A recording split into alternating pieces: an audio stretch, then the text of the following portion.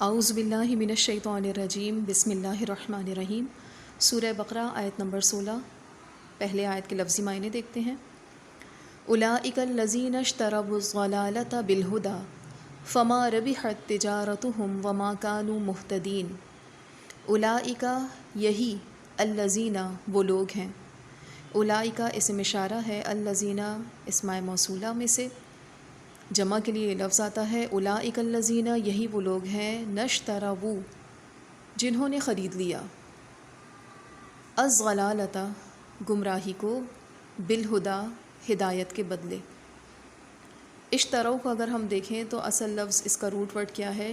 شین را یا شرع، اور شرع کے لیے شرع جو لفظ ہے یہ استعمال ہوتا ہے بیچنے کے لیے۔ اشترا جب اس میں الف اور تے کے ساتھ آ جائے اشترا تو اس کا مطلب ہوتا ہے باہمی خرید و فروخت۔ اولئک الذین اشتروا یہی وہ لوگ ہیں جنہوں نے خرید لیا، الضلالۃ گمراہی کو، بالہدی ہدایت کے بدلے۔ الضلالہ اس کا روٹ ورڈ یا یہ مشتق ہے ضلال سے، ضاد لام لام، بالہدی ہدایت، اور ہدایت کا روٹ ورڈ ہے ہا دال یا۔ فما ربحت پھر نہ فائدہ دیا، ربیحہ ربح سے ہے جس کے معنی نفع، تجارتہم ان کی تجارت نے، ان کے اس معاملے نے جو خرید و فروخت انہوں نے کی، وما اور نہیں کانو تھے، مہتدین وہ ہدایت پانے والے۔ کن لوگوں کی بات ہو رہی ہے؟ ایمان فروش لوگ۔ ایمان فروشی کیا ہے؟ تجارت سے مراد ہدایت کو چھوڑ کر گمراہی اختیار کرنا، جو سراسر گھاٹے کا سودا ہے۔ منافقین نے نفاق کا جامہ پہن کر یہی گھاٹے والی تجارت کی، لیکن یہ گھاٹا آخرت کا گھاٹا ہے۔ ضروری نہیں کہ دنیا میں انہیں اس گھاٹے کا علم ہو جائے، بلکہ دنیا میں تو اس نفاق کے ذریعے سے انہیں جو فوری فائدے حاصل ہوئے تھے اس پر وہ بڑے خوش اور مطمئن نظر آتے تھے۔ اس کی بنیاد پر اپنے آپ کو بہت دانا سمجھتے تھے اور ایمان والوں کو بہت کم عقل سمجھتے تھے، اور مسلمانوں کو اسی طرح وہ عقل و فہم سے عاری سمجھتے تھے۔ اپنے اس سودے پر بڑے خوش تھے، لیکن اللہ نے کیا وضاحت کی؟ یہ ان کا گھاٹے کا سودا ہے۔ سیدنا ابن عباس، سیدنا ابن مسعود اور بعض دیگر صحابہ اکرام سے مروی ہے، انہوں نے ہدایت چھوڑ دی اور گمراہی لے لی۔ سیدنا عبداللہ بن عباس بھی یہی فرماتے ہیں کہ انہوں نے ایمان کے بدلے کفر قبول کیا۔ مجاہد رحمہ اللہ فرماتے ہیں ایمان لائے پھر کافر ہو گئے، اور قتادہ کی رائے کے مطابق ہدایت پر گمراہی کو پسند کرتے تھے۔ یہ ایمان فروش لوگ منافقین ہیں جنہیں مدینہ میں نبی صلی اللہ علیہ وآلہ وسلم اور صحابہ اکرام کی صحبت ملی، حتیٰ کہ ایمان کا دعویٰ بھی کیا، لیکن ایمان کے باوجود انہوں نے اندھے پن کو، ہدایت کے باوجود انہوں نے اندھے پن کو قبول کیا۔ جیسے ایک جگہ اللہ تعالیٰ نے قوم سمود کے بارے میں فرمایا، وَأَمَّا سَمُودُ فَهَدَيْنَاهُمْ فَاسْتَحَبُّوا الْعَمَىٰ عَلَى الْهُدَىٰ، سورہ سجدہ آیت نمبر 17۔ باوجود اس کے کہ ہم نے قوم سمود کو ہدایت سے روشناس کر دیا، مگر پھر بھی انہوں نے اس رہنمائی کی جگہ اندھے پن کو پسند کیا۔ مطلب یہ ہے کہ منافقین ہدایت سے ہٹ کر گمراہی پر آ گئے اور ہدایت کے بدلے گمراہی لے لی، گویا ہدایت کو بیچ کر گمراہی خرید لی۔ اب ایمان لا کر پھر کافر ہوئے، خواہ سرے سے ایمان ہی نہ نصیب ہوا ہو۔ ان منافقین میں دونوں قسم کے لوگ تھے، ایک تو وہ جنہوں نے ہدایت کو بیچ ڈالا، اور ایک وہ لوگ تھے جنہوں نے ہدایت کو قبول ہی نہیں کیا، جس کے بارے میں قرآن کا ارشاد ہے ذَلِكَ بِأَنَّهُمْ آمَنُوا ثُمَّ كَفَرُوا فَطُبِعَ عَلَىٰ قُلُوبِهِمْ، سورہ منافقون آیت نمبر 3۔ یہ اس لیے کہ یہ لوگ ایمان لا کر پھر کافر ہو گئے، بس ان کے دلوں پر مہر لگا دی گئی۔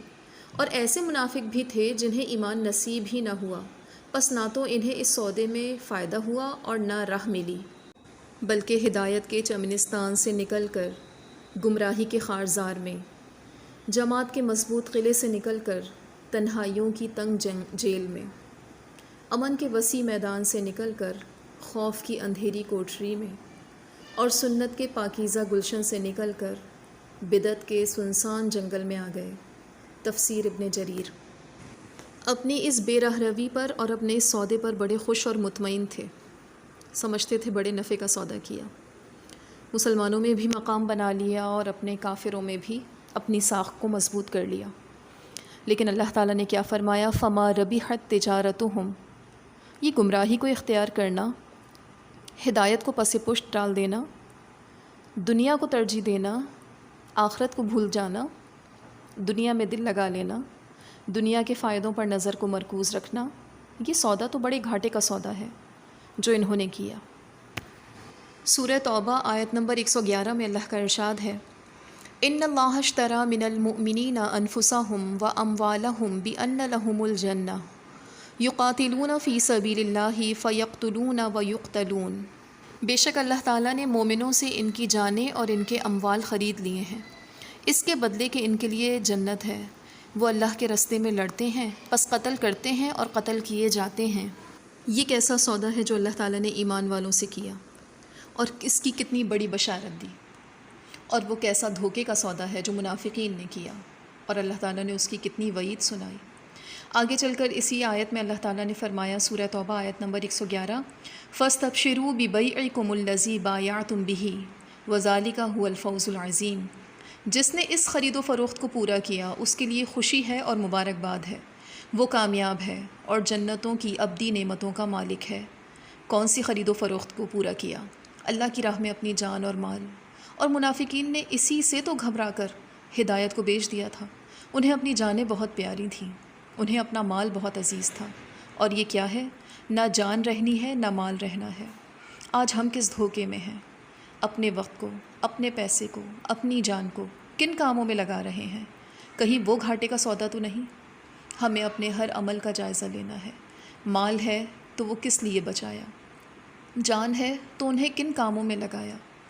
وقت ہے تو اس سے کون سے دنیا کے نفع خریدے؟ کہیں ایسا تو نہیں کہ جسے ہم سود مند سمجھ رہے ہیں وہ گھاٹے کا سودا ہے۔ فما ربحت تجارتہم، حاصل کچھ نہ نکلے، لا حاصل ہو جائے۔ یہ سارے سودے، یہ سارے فائدے جن کا آخرت میں کچھ وزن نہ ہو، ایسا نہ ہو یہ گھاٹے کا سودا ہمیں وہاں رسوا کر دے۔ فما ربحت تجارتہم وما کانوا مہتدین، انہیں ان کی اس تجارت نے ذرا فائدہ نہ دیا اور نہ ہی وہ ہدایت پانے والے تھے۔ دین کے دشمن، نبی صلی اللہ علیہ وآلہ وسلم اور صحابہ اکرام کے خلاف سازشیں کرنے والے، اسلام کے احکامات ان کو مشکل لگتے تھے، اس کے بدلے گناہ ان کے لیے آسان تھا، سازشیں کرنا آسان تھا، نافرمانیاں کرنا آسان تھا، ادھر ادھر کی خبریں پہنچانا ان کے لیے آسان تھا۔ اپنے وقت کا ایسا استعمال کر کے وہ بڑے خوش ہوتے تھے کہ شاید ہم نے مقام بنا لیا۔ فما ربحت تجارتہم وما کانوا مہتدین، ان کے اس سودے نے ان کو ذرا فائدہ نہ دیا، کیونکہ وہ ہدایت پانے والے تھے ہی نہیں۔